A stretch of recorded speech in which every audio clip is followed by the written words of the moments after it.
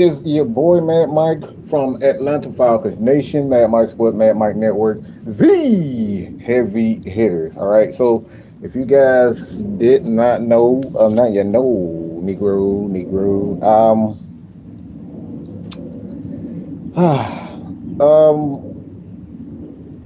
Want to get in a few announcements before we get to the conversation at hand.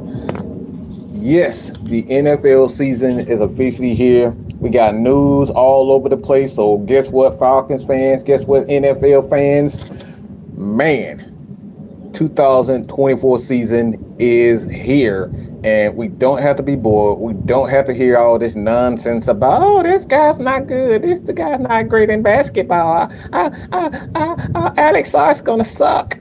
Who the hell is Alex Zachary Richachet? Who the hell are these guys? These guys are not LeBron. LeBron is too old. LeBron sucks. LeBron is showing favoritism. I don't want to have to hear that crap anymore.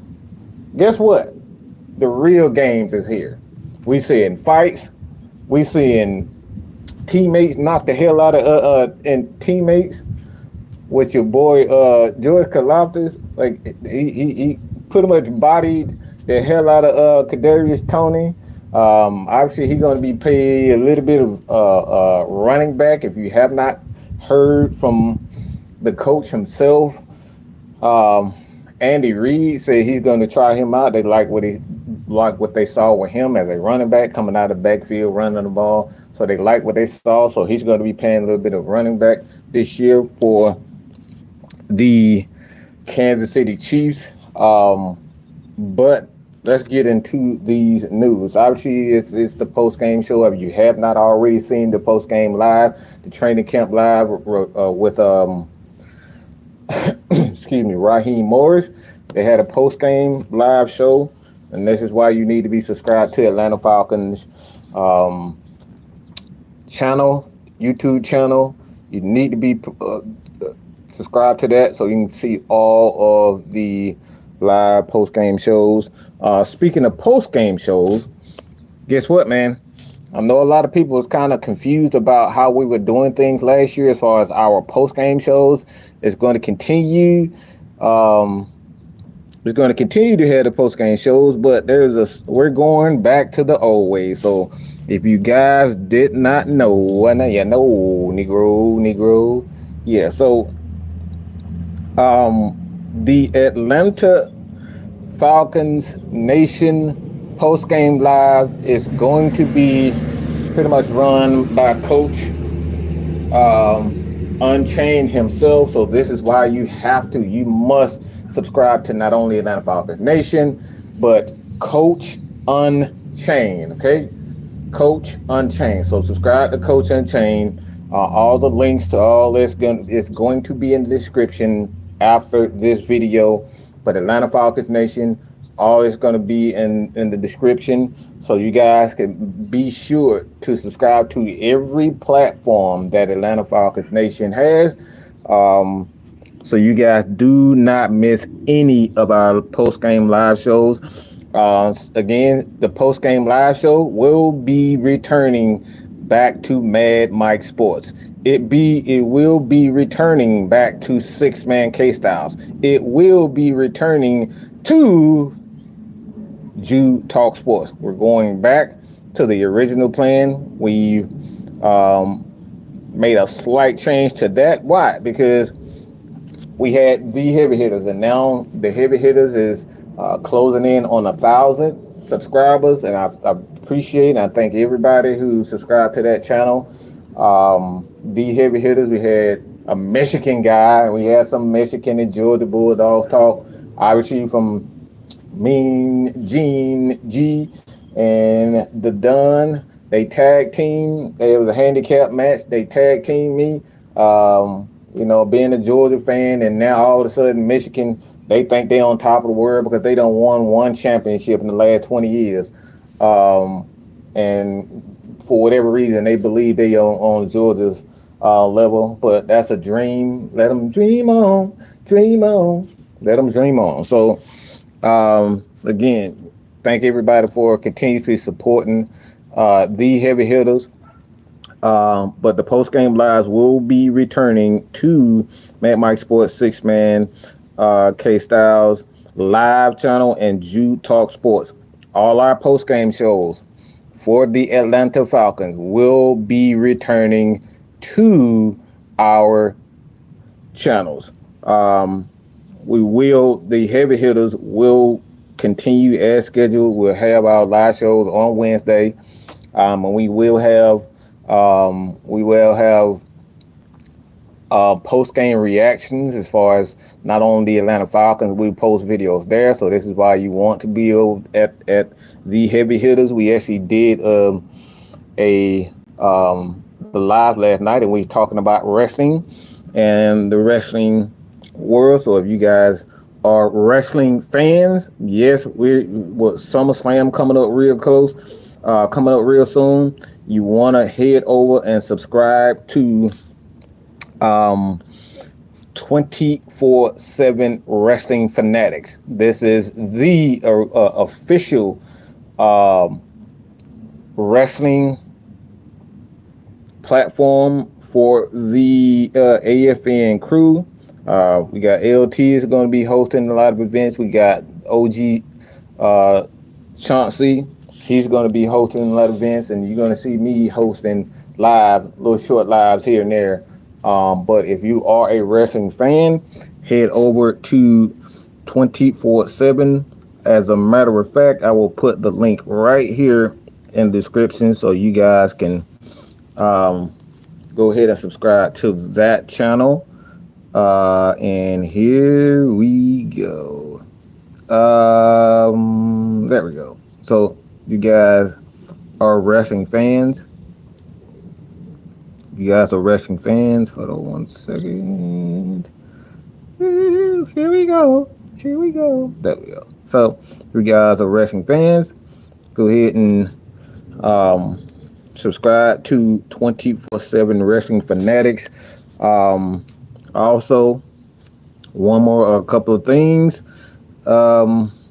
We have the AFN Teacher Fund. Obviously, you guys know what that's about. So if you want to donate to the channel and help us give back to the community and help fans that may have it tough in life, we want to kind of bless them with maybe as memorabilia, help them get to an Atlanta Falcons game, Atlanta Falcons event, or you want to just be able to bless them in any type of way. Also, the teacher fund goes into helping the teacher students, because a lot of these students and a lot of teachers, they come out of their pocket to help better educate a lot of our kids. All right, a lot of our kids. So we want to be able to do that. So any of your super chats, any of your donations, whether it's $1, 50 cents, whatever you can give, we truly appreciate that. That's going to go into helping the teacher fund. So we have one more thing. Is this is actually Miss Maggie's idea. So we're going to have what's going on? John, how you doing? Nathan Floyd. But this is actually Miss Maggie's idea. So shout out to Miss Maggie for that. We are going to have a challenge. The AFN, this is AFN's official challenge. So what this details is that every Atlanta Falcons fan, if you feel like you have something that you want to prove, whether it's a player, or you didn't like the way K Styles said something, you didn't like the way therapist ATL, aka Mr. Wandrell, Big Sam, any one of our crews, and you want to challenge us with the facts, the stats, and the truth, this is your chance. So, all right, this challenge for the AFN crew, all right, it's challenge AFN. All right, this is the challenge. Challenge AFN. You get to come on, state your case. You got to have your facts. You got to have your stats. You got to have proof. And if the crowd loves what you said, and you came with, homework, your research, and you did your thing. The people in the chat get to, guess what? They get to vote on it, and they like what you say. We'll send you something. So again, this has been the short portion of the announcement as far as AFN is concerned. But let's get into it, man. I think this is something that a lot of Falcons fans, a lot of fans. So therapist ATL, Sonia, how you doing, Sonia? Mucho, what's going on? Pimpin' John, St. Clair, Nathan Floyd, Southside. What's going on, Southside, and everybody who's new to the channel?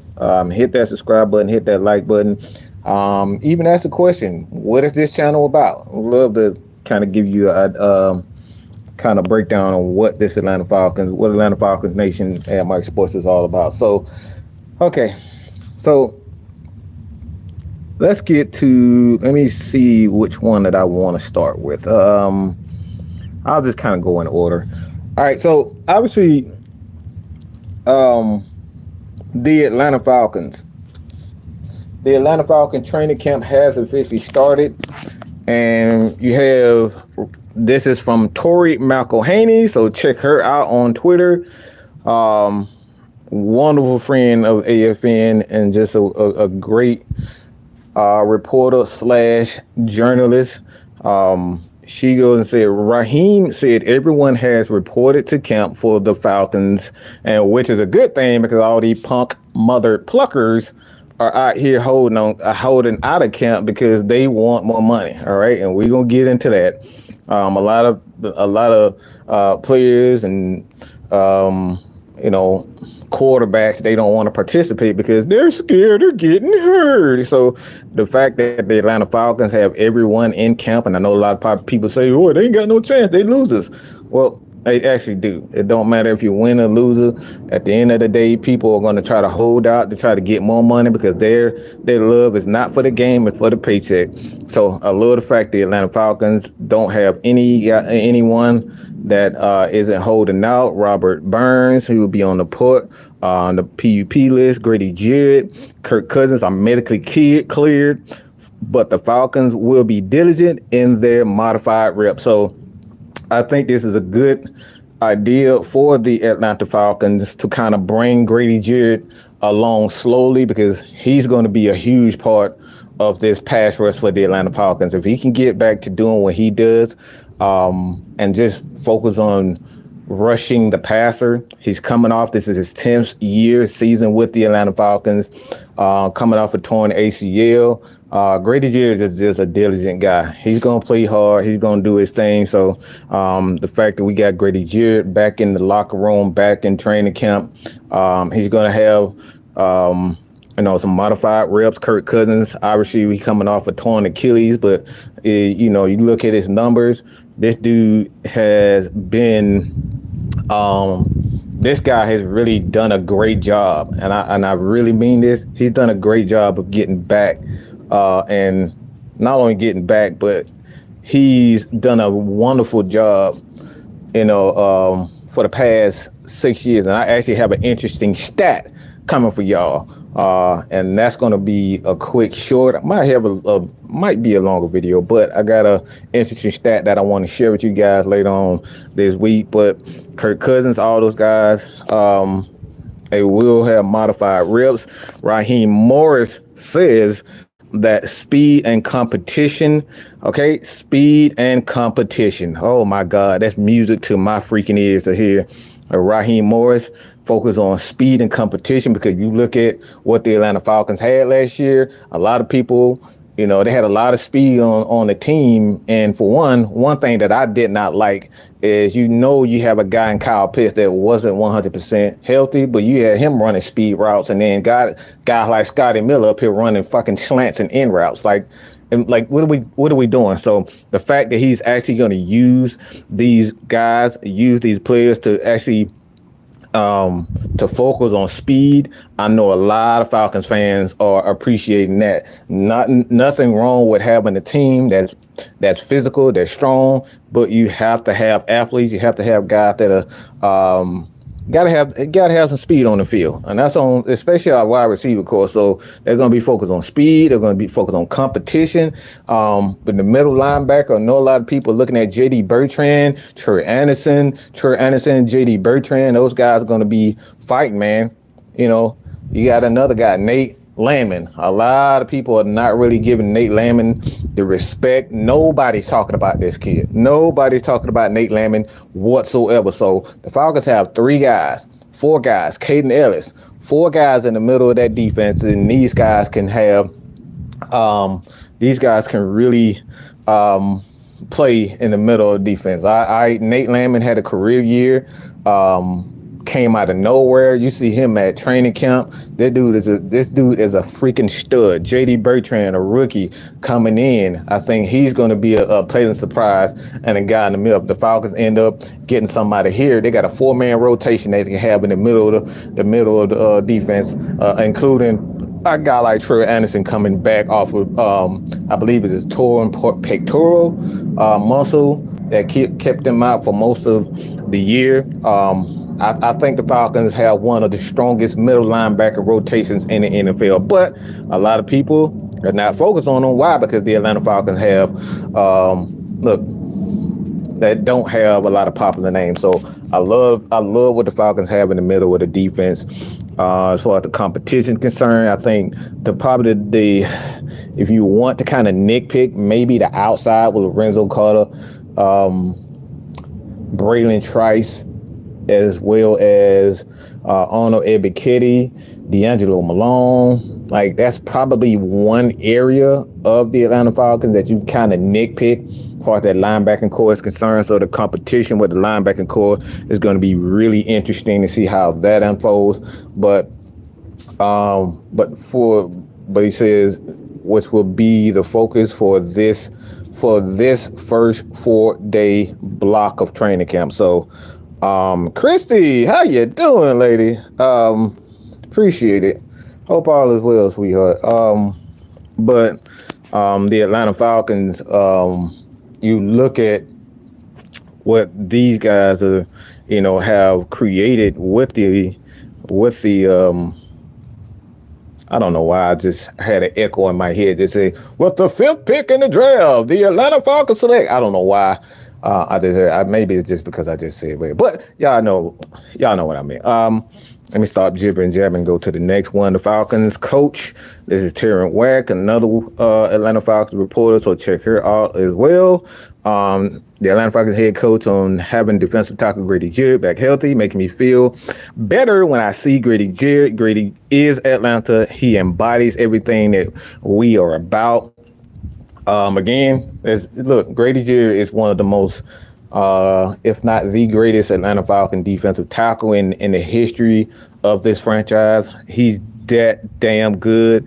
He has that family lineage with his pops, Tuggle, and his mom's. Like, they just hell of a people. Met Tuggle, and like I said, Tuggle just a good dude, man. And Grady is just even better dude.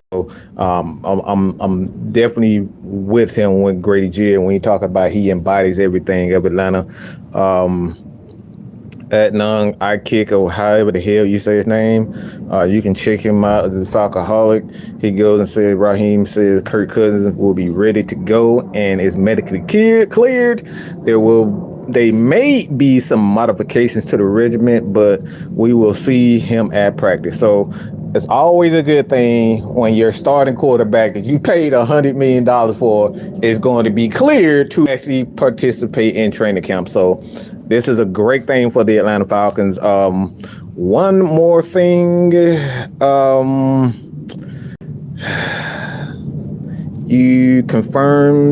Raheem confirms that the second team reps will be split between Michael Penix and Taylor Heineke.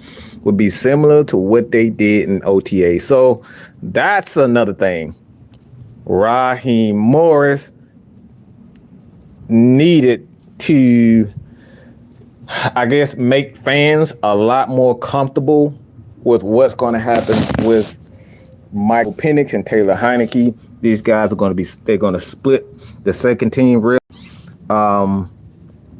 And quite frankly, man, like I said before, I think everybody's kind of interested to see what's going to happen with Michael Penix, how his training camp is going to be, how he picks up the offense. And that's the first thing that, as a quarterback guy myself, I want to know how he's going to pick up the offense. So I know that a lot of people are probably saying to themselves, like, bro, it's Taylor Heineke. He can't beat out Taylor Heineke. He's not good. Well, Taylor Heineke is a damn good quarterback. He's played in this system before with Washington.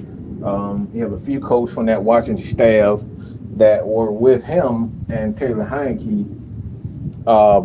So he's been in this system. Taylor Heineke knows this system. He can help Michael Penix along with Kirk Cousins. Guys like Zampese, again, going back to not only Washington, but the Minnesota Vikings. Both of these teams are familiar with this scheme and this system.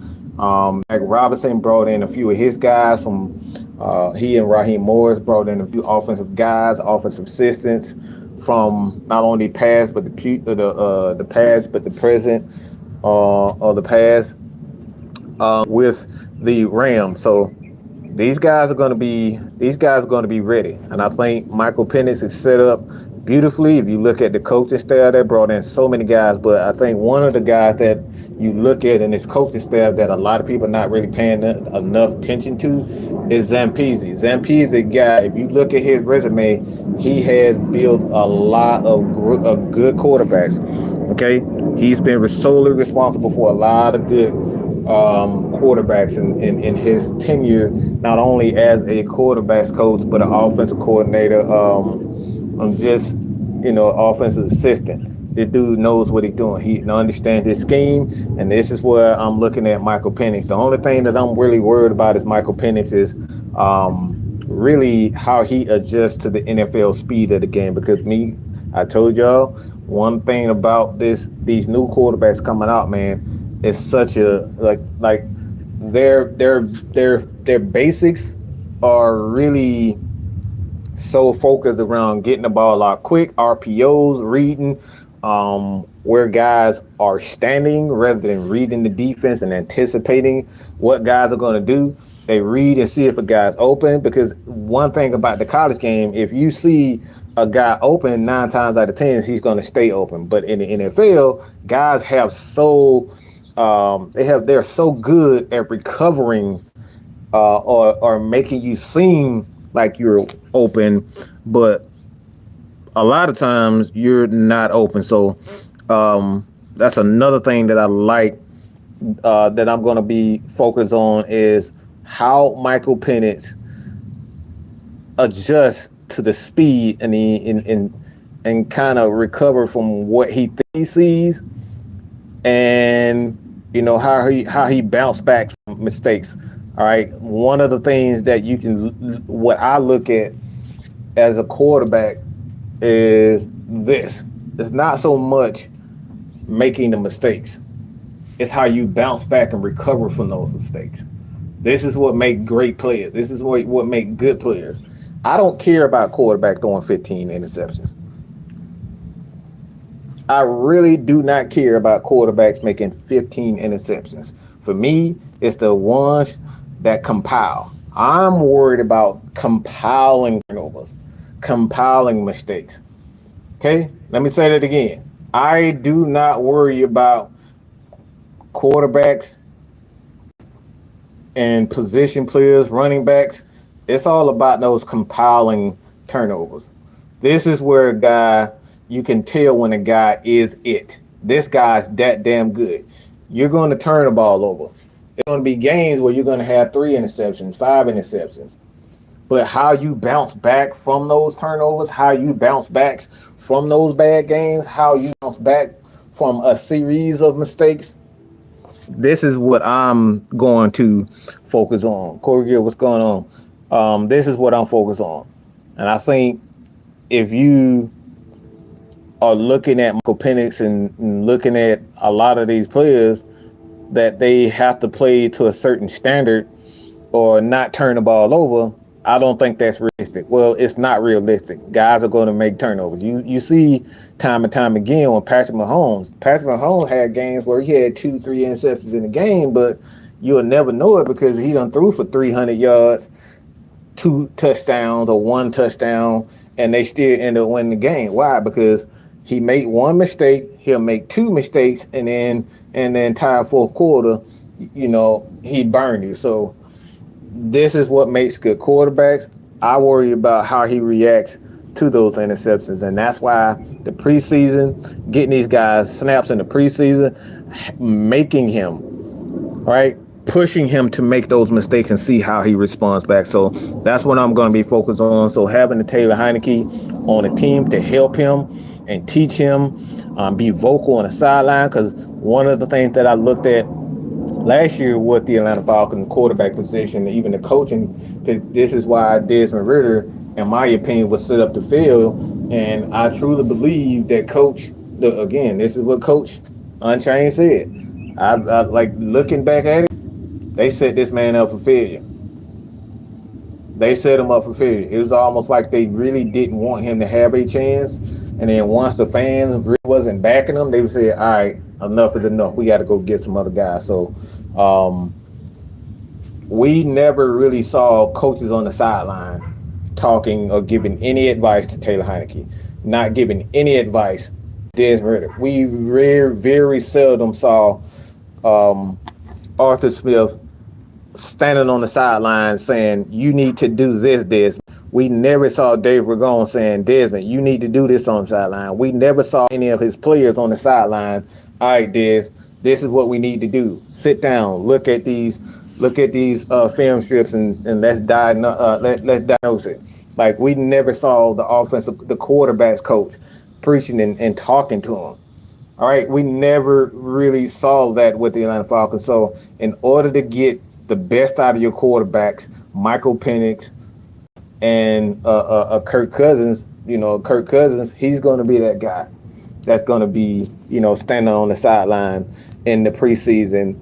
And, if Michael Penix make a mistake, this is what you need to do rather than this. Make those adjustments. So now we got those quarterbacks coaches. We got T. Yates. He's going to be returning.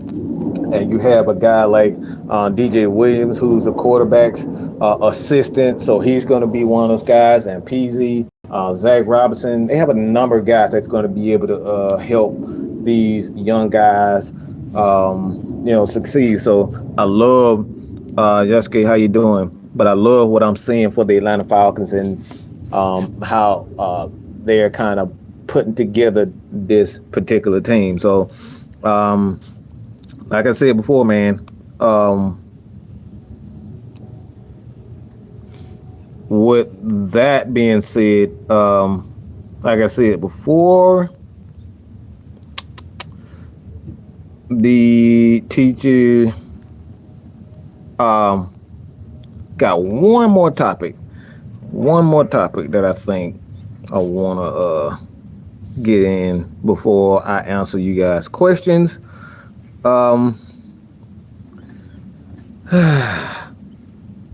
Dak Prescott. Yeah, Dak Prescott, y'all. Look, I'm just gonna be real. I do not understand. I do not understand. I don't like it. I think it's pretty. I think it's pretty. How can I put this delicately without seeming too much like an asshole?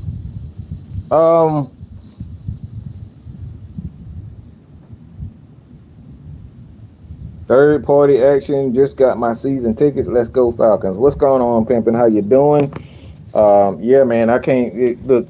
You guys are gonna be at the open practice at the Benz. We're gonna be there. So if you guys, we're gonna give our location. So if you guys want to come holler at us, before or after the game, you're more than welcome. Take some pictures, have a little short conversation. But y'all can check us out. The AFN crew is gonna be there. Most of us, for the most part. Um, but Dak Prescott, like I said, this is pretty sad.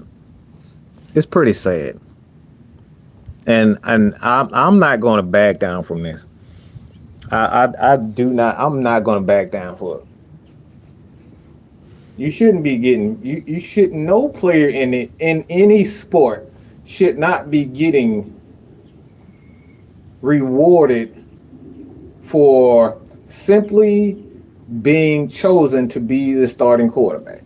Just because I drafted you in the first round doesn't mean that you're automatically guaranteed $50 million. And it's getting to the point where guys are just getting paid because I'm the next in line. You get $50 million. You get $50 million. You get $30 million.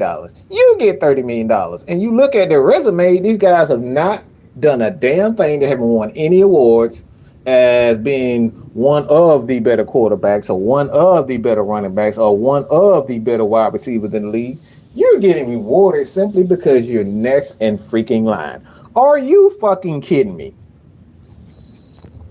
So we're getting to the point where guys are getting rewarded just because you put up a couple of numbers. Dak Prescott has been one of the most overrated and overhyped players. Has Dak Prescott been a terrific quarterback? Absolutely. He's terrific. But he's not great and he's not elite. And we're talking about at this particular time, the Dallas Cowboys have a major concern. They have a major decision to make when it comes down to Dak Prescott.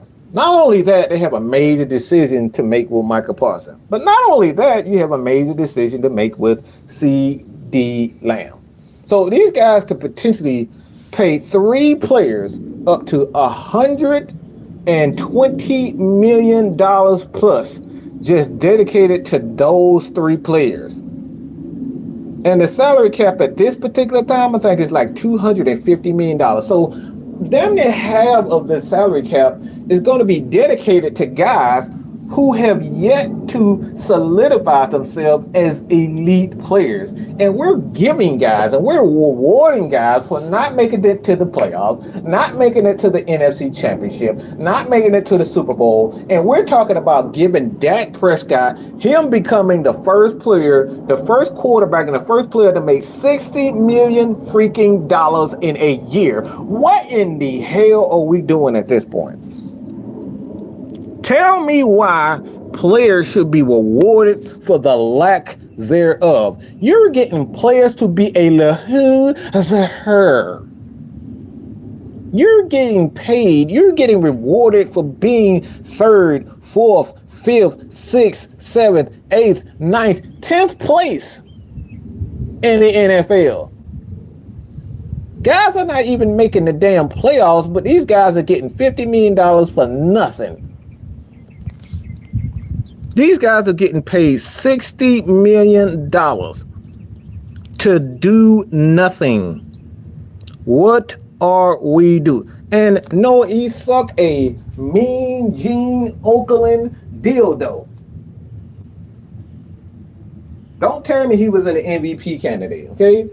That's the dumbest. Look, everybody know that every damn Cowboy is going to be in it because they run the fucking media.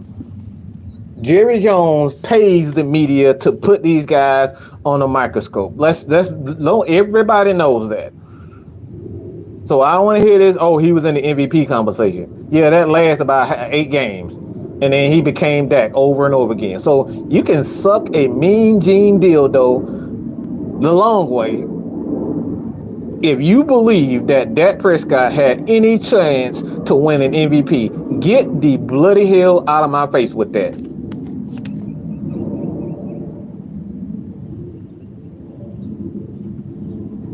Up here talking about Dak Prescott was an MVP. What happened? What happened when he got in the playoffs? He became Dak Prescott.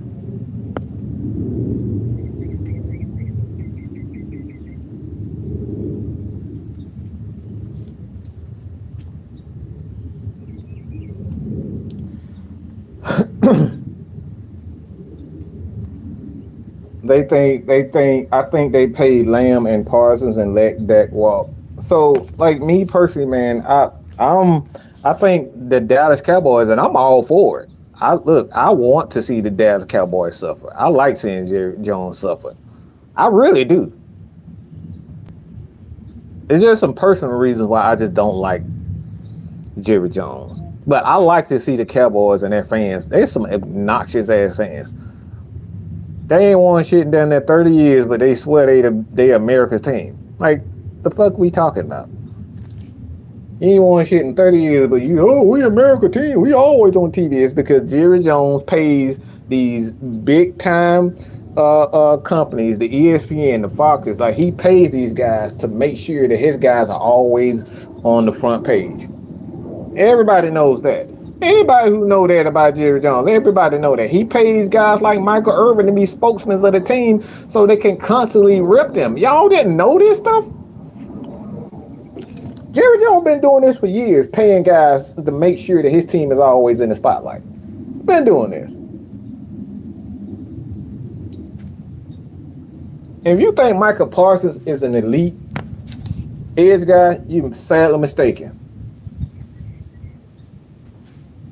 Let me say this again. If you think Micah Parsons is an elite edge rusher, you're sadly mistaken. Micah Parsons has not shown me that he is a complete defensive end/edge rusher. Let me say that again. Micah Parsons has not shown me that he is a complete edge rusher and defensive end. What does that mean, people? What does Mad Mike talk? What does Mad Mike say? What does he mean when he said Micah Parsons isn't a complete edge rusher and defensive end? What do I mean by that? Anybody want to take a wild guess about what I mean by Micah Parsons not being a complete guy? What do I mean? What do I mean by that? How you doing, Chris? Noah E. But what do I mean? What do I mean by that? Southside said, yeah, I mean Parsons is bad now against the run. But what do I mean by that? I don't tell me, don't answer me a question. Like don't try to ask me a question with a question. Because I actually answer your question. So answer my questions, sir.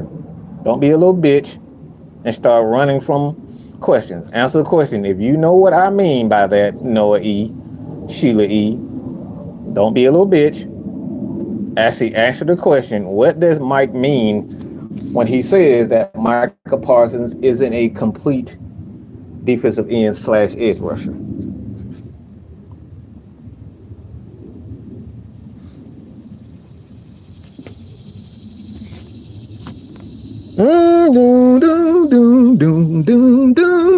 Boy, people can type when they disagree with some stuff.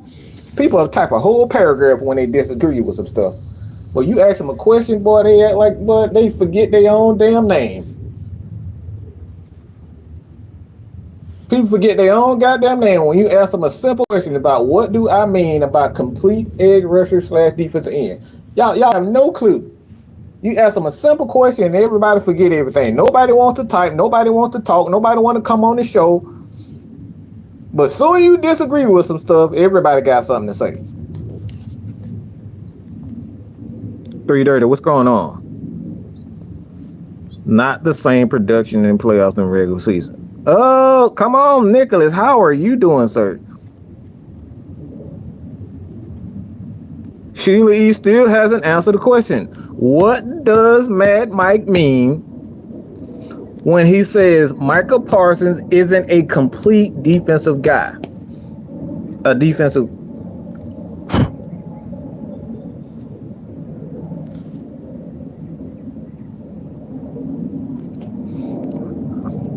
It's 35 people in here, man. Come on, like somebody know the answer to it. I know somebody know the answer to it. Nicholas, great, man. Thing is elite pass rushers mean they're good or very good at everything and showing up when it counts. I don't know, not containing the edge. Well, since you said you don't know, when we talk about the edge and edge rushers and defensive tackles, everybody has an assignment. And one of the things when you talk about edge rushers and defensive ends, you have a couple of things three things to. I mean, every defensive end pretty much have, for the most part, depending on the down on the skills. But for the most part, defensive edge guys have three assignments. They have three things you must be good at. Okay.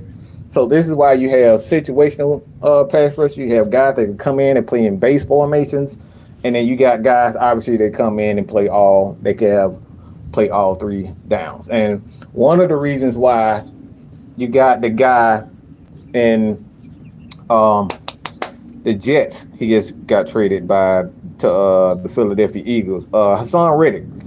One of the reasons why Hassan Reddick is so upset and he's so mad is because he's not a complete edge rusher. Okay? And this is where a lot of players have been taught, and the media have told them, and so it's like if you get 10, 15 sacks, you're an elite player. So I deserve elite money. Well, this is wrong. Just because you have 10 and 15 sacks doesn't mean you're an elite player. It means you have elite skill set. Okay? Hassan Reddick is one of the worst edge rushers when it comes down to stopping the run. He's not very physical. Teams can overpower him. And this is why he's a situational pass rusher, not only with the Cardinals, not only with the Eagles, but now he's complaining to the Jets because he wants a contract. It's because he's not a complete defensive edge guy. And the guys who are complete, the Von Millers of the world. This is why Von Miller got, I think he had like $300 million contracts. Is because he's a complete guy.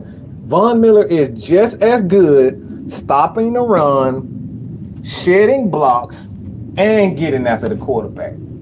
Edge rushers have to have the ability to get off the blocks, shedding blocks, getting off the block, using their hand, not letting these offensive linemen, these tight ends, get on their body. That's one skill that you have to have by playing on the edge. Okay, again, getting off the edge, getting off the block, using physicality, using your hands. That's one skill that you have to have as an edge guy. The next skill is obviously stopping the run. So you have to have not only the ability and the strength to get off those blocks, but make those tackles and not get pushed and double team and triple team and make it difficult for those offensive linemen that are physically overpower you. So again, an edge rusher has to have the ability to shed blocks, to set the edge, get off of those blocks, stop the run, tackle well, and the third and probably one of the most overhyped, not overrated, but more overhyped skill sets is the pass rush. And this is what Hassan Reddick is an elite player in. He is an elite pass rusher. He's not very good. In fact, he's actually poor in run defense and shedding blocks and getting off those blocks. He's not very good. So this is why the Philadelphia Eagles did not want to pay him $15, $20 million because he does not do everything well. And this is the same thing when it comes down to Micah Parsons. Micah Parsons benefited from that talented Dallas Cowboys defensive line. He had a lot of guys that was able to cover up his deficiencies as a player. Micah Parsons is not very good at getting off blocks. He's not very good at stopping the run. Not saying he's not very good, but he is average at best. He's not an elite run blocker. He's not elite at shedding blocks. If you can physically And you literally saw the video that's going around Twitter where he's getting pushed around by I think it was a kid, but I think he was like in high school, and this dude was big, and Michael Parsons was getting pushed around by a little kid. So this is something that always happens. So when you talk about guys that believe in their head that they worth $20-30 million, dude, you're not Grady Jarrett. Grady Jarrett does not lack a lot athletically. He's good against the pass rush. He can get after the quarterback. He's excellent at stopping the run and getting and tackling. Grady Jarrett, guys like Jeffrey Simmons, now retired Aaron Donald, like these guys don't have a lot of weaknesses in their game.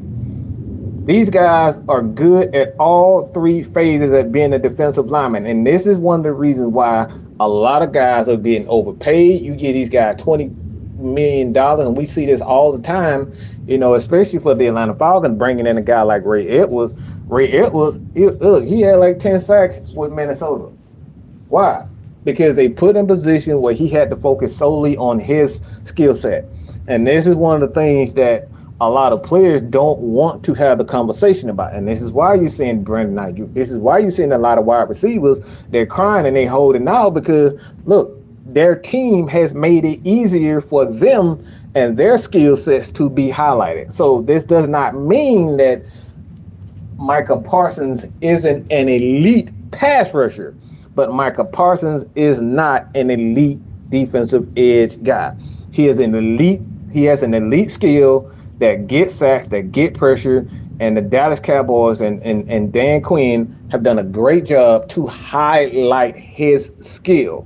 His skill is being athletic, being disruptive. You put him on the right side, you put him on the left side, you put him in the middle of the defense, have him stunt. Like, these are the things that Michael Parsons is elite. But in order for Michael Parsons to shine, he has to have guys that are good at stopping the run, taking on blocks, and taking on those offensive linemen. So he will not have to focus on being a complete defensive end. So this is what having a good defensive coordinator, having a good coach, so you can help these guys highlight their particular skill set. So this is the difference between elite skill set and an elite position. Okay, an elite position player. Micah Parsons has an elite skills that needs to be protected in order for that particular skill set for him to shine, for him to get those 10, 15. You got to have a guy that keep him clean, essentially. So that's the difference when we talk about elite skills and elite position players. Southside all-around pass rushers right now: Nick Bosa, Trey Henderson, Garrett, Rashawn Gary, like those guys. What's the difference between Riddick and the New English Bryce Huff? Again, money. The Eagles don't want to pay $15-20 million for a guy that's pretty much a rotation piece, and that's what Hassan Reddick is not getting. Nobody's going to give you $15-20 million for you to be a rotational player. Now, I will say that, if anybody could get the most out of him, it is a guy like Robert Saleh, however you say his name. But it can get the most out of him, but at some point in time, you're going to need him to start the run. And we've seen several times in games where he was targeted as especially in the run game, Hassan Reddick, he was targeted in the run game, and teams they didn't even waste time to go to the other side. Hassan Reddick on the field, let's run straight at him. And we've seen this time of that. I like to point that out. Mike Singletary had 19 sacks career. No one says he wasn't elite. Von Miller is washed now. Okay, we good. Does it have to do with the fact that he disappears from time to time? Well, yeah, like I said, man, every situation has a particular skill set. You don't want guys like Hassan Reddick in on 3rd and 1, and you got to get physical and and stop the run. His son Reddick is the last person that you want on the field at that time. So you want guys who has the ability to not only take on those blocks, but take on those blocks, but actually stop the run, get physical. And his son Reddick doesn't have that. So these are the things when we talk about elite players that a lot of players and a lot of fans of these players don't want to talk about. They do not want to talk about because they don't realize that these players have elite skills and they're not an elite player. Okay? Totally different. So if you guys have any questions, I'll throw some questions in there before we kind of wind things down. Like I said, like I said, Micah Parsons is an elite pass rusher. He can get after the quarterback, but if I'm a offensive coordinator, one of the things I'm gonna do is try to go run right at Micah Parsons. He's good, okay? He's good, average at stop and run, but you can take advantage of him, and a lot of teams have taken advantage of him. As long as you like, one thing about running team and physical teams, Micah Parsons isn't much of a threat when you're running the ball and you have the lead. You ain't got to worry about him trying to get after the quarterback because most of the time you got a lead, you got a good running game, you got a good offensive line, you can just run right at him or you can run away from him. So Micah Parsons isn't a threat. It isn't much of a threat. So as long as you keep the lead and you continue to get physical, yeah.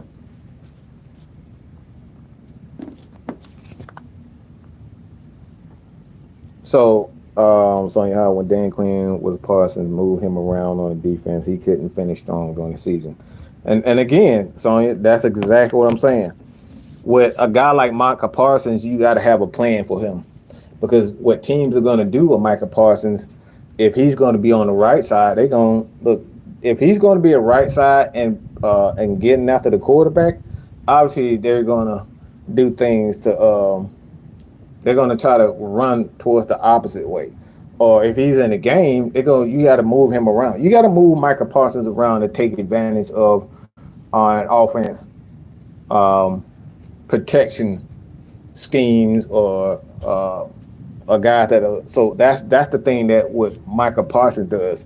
He takes advantage of the opposition's weaknesses. If you are good, if you're pretty bad at getting after the protecting the quarterback from the left side, the right side, the middle of the field, what they're going to do is use Micah Parsons in a way where he's going to stunt from the outside and he's going to loop to the inside, or he's going to do the opposite. He's going to start on the right side and he's going to start in the middle and he's going to loop towards the outside. So these are the things that you do with a guy like Micah Parsons, because you don't want him being physical too much.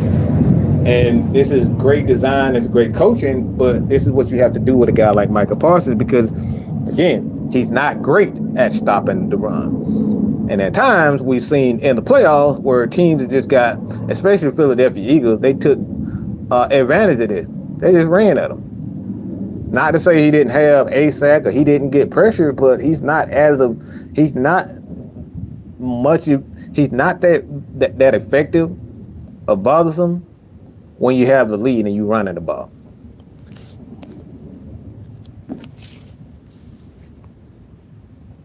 Aaron Jones' iconic 3-touchdown game versus the Cowboys. I mean, that's what I'm saying. It's like when you got a running back that got 3 touchdowns in a game, that's never a good sign for your front seven. You never want to have a front seven never want to give up 3 touchdowns. Have a running back having 3 touchdowns in a game. It's bad enough that you have 2, but you gave up 3.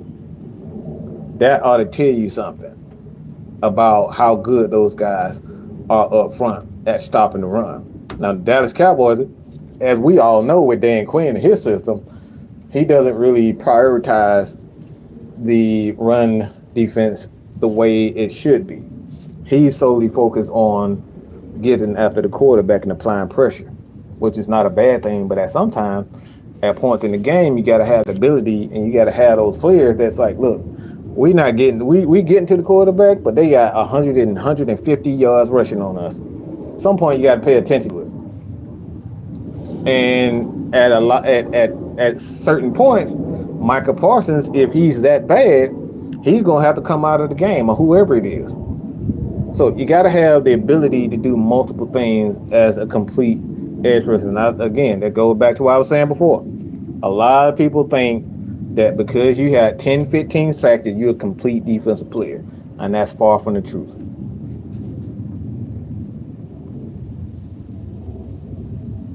So I said, yeah, they ran on his ass all day. So, like I said before, man, I think Michael Parsons deserves a big payday.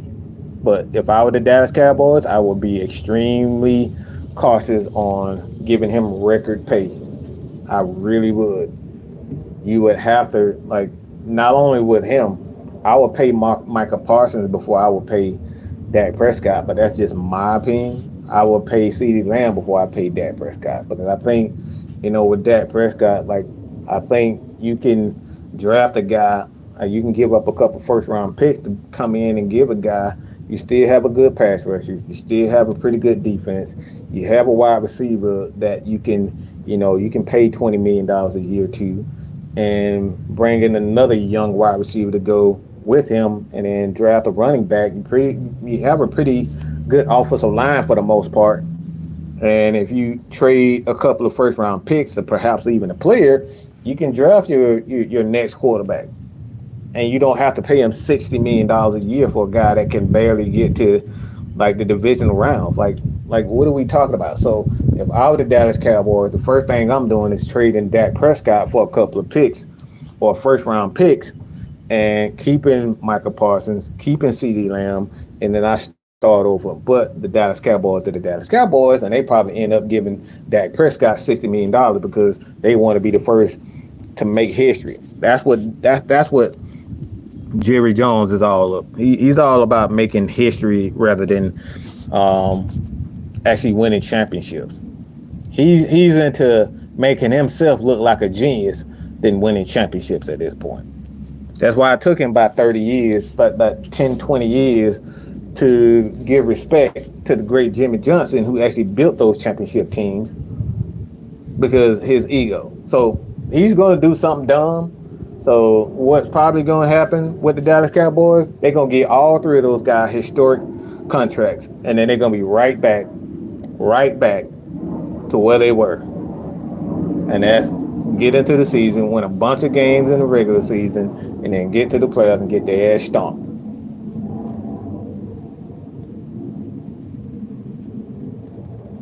But like I said, I don't like if I were the Dallas Cowboys, I'll just see what Trey Lance could do. Like, you traded for him. I'm not paying that dude no $60 million, man. I'm just not doing it. I'm not doing that. I'm not giving that dude $60 million for what? What am I giving him $60 million for? What skill set? What on his resume that says that he's worth $60 million? I don't want to hear nothing about, he was in the conversation of this. No, fuck that. Either you are or you aren't. I don't want to hear that bullshit about, he coulda, woulda, shoulda, maybe one day shit. Like, get out of here with that bullshit. ESPN, Fox, y'all can suck a dildo. What that maybe, coulda, woulda, shoulda shit. Either you are or you ain't. Simple as that. We congratulate guys, and we pay way too many guys off potential. I don't want to hear that. I do not want to hear about what you could be one day. Oh, you got elite, you got generational talent. Who the fuck cares? If you can't pass for 5,000 yards, I don't want to hear nothing about no generational talent. Suck a left testicle off a cow's butthole, okay? Out of here with that mess. We give guys way too much pressure. We give them way too much money. We give them way too much hype and praise for doing exactly what every other quarterback and what 15 other guys in the league are doing. This dude gets $60 million, $50 million for doing less than what other quarterbacks are doing. What are we doing?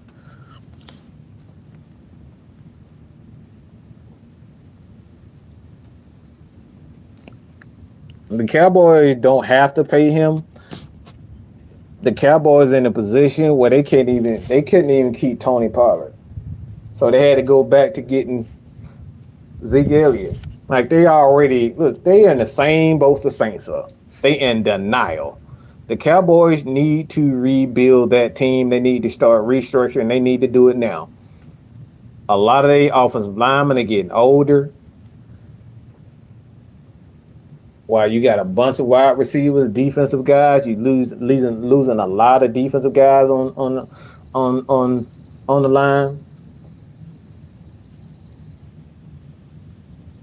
They need to start rebuilding that team, but they won't because they got egos, just like the Saints. The Saints need to blow that crap up, but they will not because they ego. They believe in their head of heads and their heart of hearts that they can win a Super Bowl with Derek Carr, Alvin Kamara. They really believe that. And an old ass, defensive guy. So when it all comes down to it, do I personally believe that, the Dallas Cowboys can make some noise? They can slip up and make it to a NFC championship? They can. It's not impossible. But with Dak Prescott and what I've seen from that defense, the Dallas Cowboys defense, that defense, they start off hot and then they tail off towards the end of the season. It happens all the time.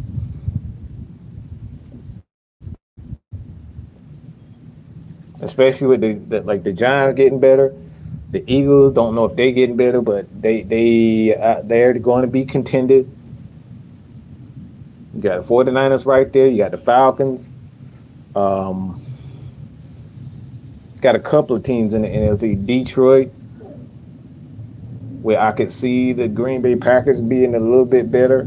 Like it's a lot of teams right there. Not a foregone conclusion if you ask me. But like I said, with the Dallas Cowboys, what they're going to do, they're going to continue to do the Dallas Cowboy thing, and they'll probably end up overpaying them.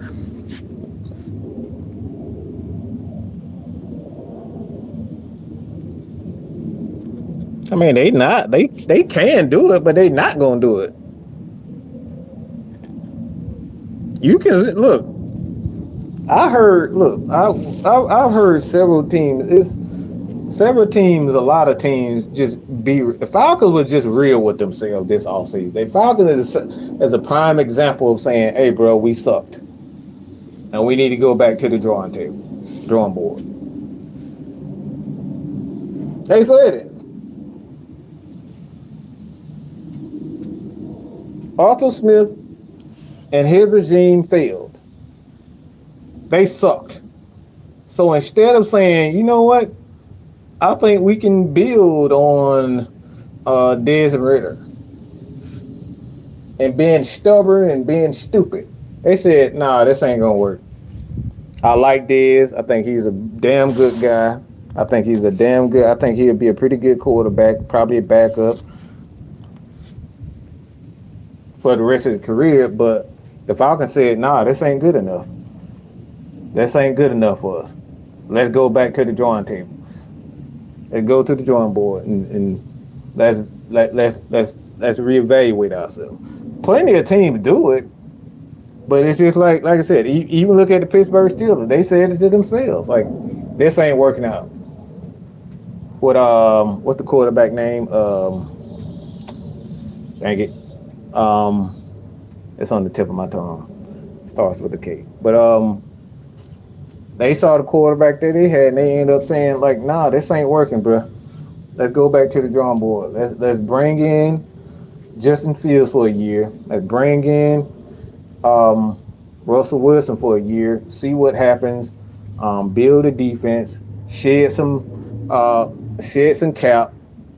And I think they're like in the bottom half of the league and money that they've spent.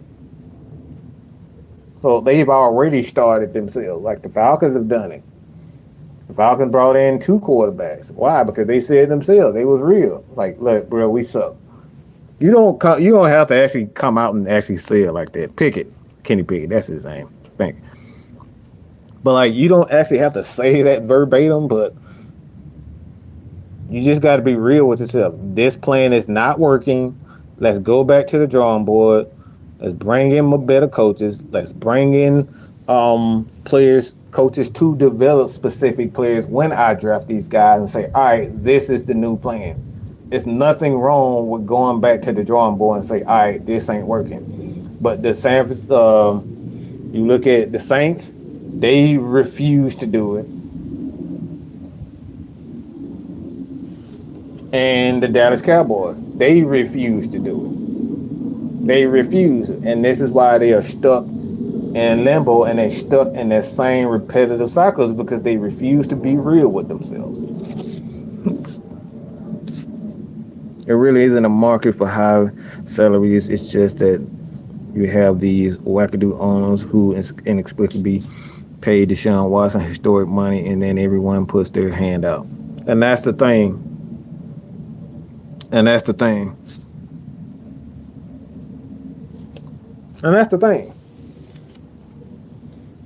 It's because the media and the fans, the media have put these quarterbacks on a pedestal, saying they are the only reason why, teams are good.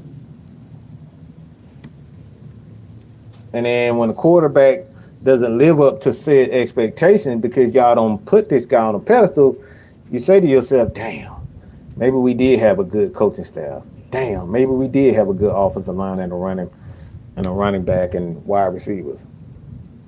But it's after the fact that you done damn pay the quarterback $50 million, $60 million guaranteed that you made that mistake.